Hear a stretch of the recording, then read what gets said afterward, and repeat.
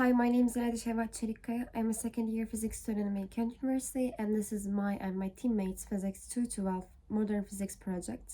I want to start my presentation with giving some historical background information. Nuclear science and technologies are used in many fields, especially in medical sciences. It can be claimed that the discovery of Röntgens of X-rays in 1895, radiation has started taking place in our life more and more each day.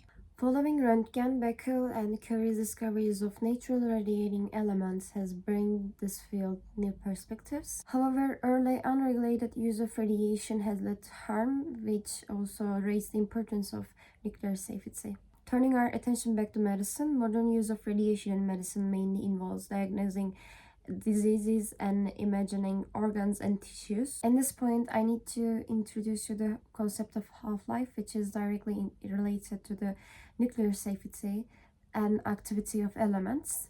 Half-life is the time it takes for a substance to decrease the half of its initial concentration and activities. One way of measuring activity of element is using Geiger counter, and in our project we built a Geiger counter to approximate the half-life of technetium-99m. If I need to give information about Geiger counter, is that Geiger counter has mainly two components, which is a sealed tube with the gas and this information display. When a radiation enters the tube and collides with a gas, an electron is removed from a gas atom, forming an ion pair. These ions are drawn to a wire in the center of the tube, creating electric currents. In our project, we constructed Geiger tube with using a Geiger module, LCD displayer, and an Arduino Uno, which is the setup you see in the screen.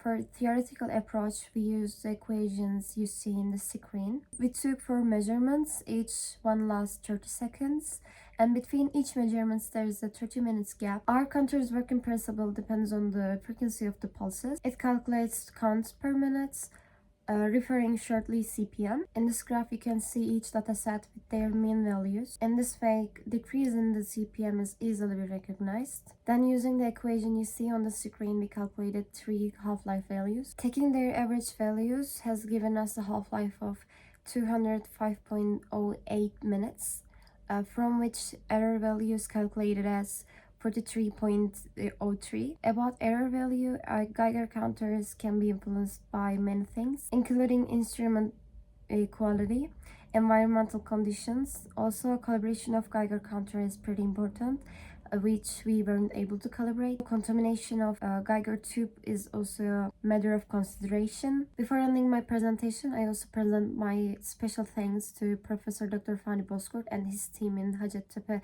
Nuclear Medicine for safety environments and for providing us a necessary supplement. And this is the end of my presentation. Thank you for watching me.